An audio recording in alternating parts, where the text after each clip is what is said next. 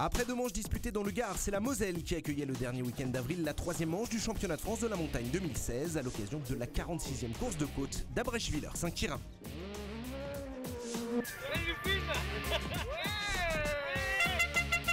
Un rendez-vous que le solide leader du classement général de la Série A, Nicolas Schatz, abordait encore une fois avec le costume de grandissime favori.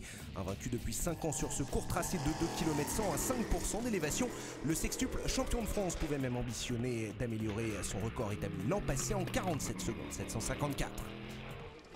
Un objectif que pouvait également viser son plus sérieux rival depuis le début de la saison, Sébastien Petit, et d'autant plus après n'avoir échoué qu'à 1/10 de Schatz au col Saint-Pierre.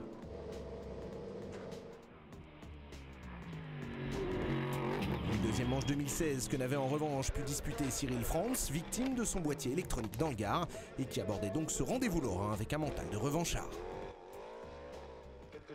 Malheureusement, la météo allait venir bouleverser tous les espoirs de gros chronos sur ce meeting lorrain.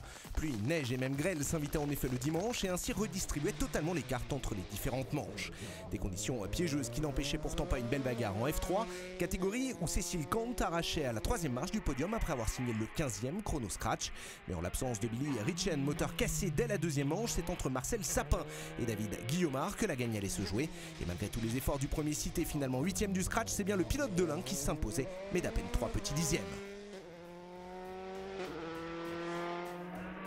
Reste une très belle performance des 2 pilotes de F3 qui parvenaient en effet à rivaliser avec les meilleurs de la catégorie CN2, devançant même Corentin Stark finalement 9e du scratch.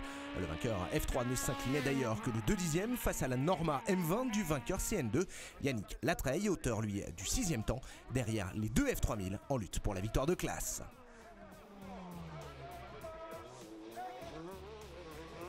Une catégorie dans laquelle il n'y a en revanche pas besoin de photo finish. Piégé par les conditions météo, Geoffrey Schatz ne pouvait en effet comptabiliser que son premier run pour établir son temps.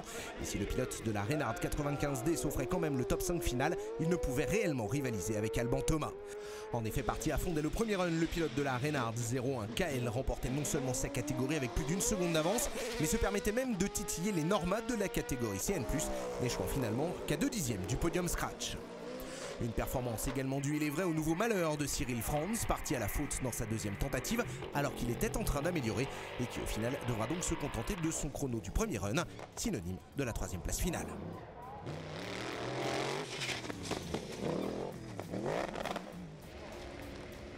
Également piégé, mais lui par la météo, Sébastien Petit n'en a pas moins tout donné dans ses 3 runs disputés sur route asséchante pour tenter d'aller chercher le chrono de référence.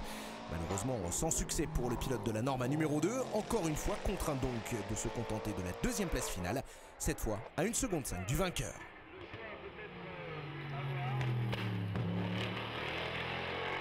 Un vainqueur qui n'est autre que le leader du championnat et quintuple tenant du titre de l'épreuve lorraine, Nicolas Schatz. Frappant très fort dès son premier run, le sextuple champion de France signe en effet dès la matinée le chrono de référence en 48 secondes 280, un temps que les perturbations météorologiques protégeront ensuite de toute amélioration sur le reste de la journée. À la clé, une 3e victoire en autant de courses, donc disputée cette saison pour Schatz, ravi d'avoir su tirer son épingle du jeu dans ces conditions difficiles. Une météo d'enfer, hein. On a eu le soleil, la grêle, la pluie, le vent, tout.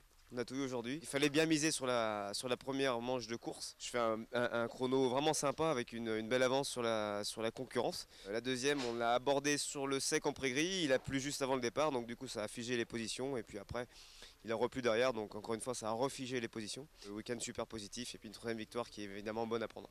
Et effectivement, car ce 3e succès lui permet de conforter sa place en tête du championnat avec désormais 45 points d'avance sur son frère Geoffrey et 57 sur Thomas Alban et Sébastien Petit, désormais 3e ex-aequo devant Guillaumard et Ritchen. Prochain rendez-vous du championnat de France de la montagne à Saint-Lô dans la Manche le 1er week-end de mai prochain.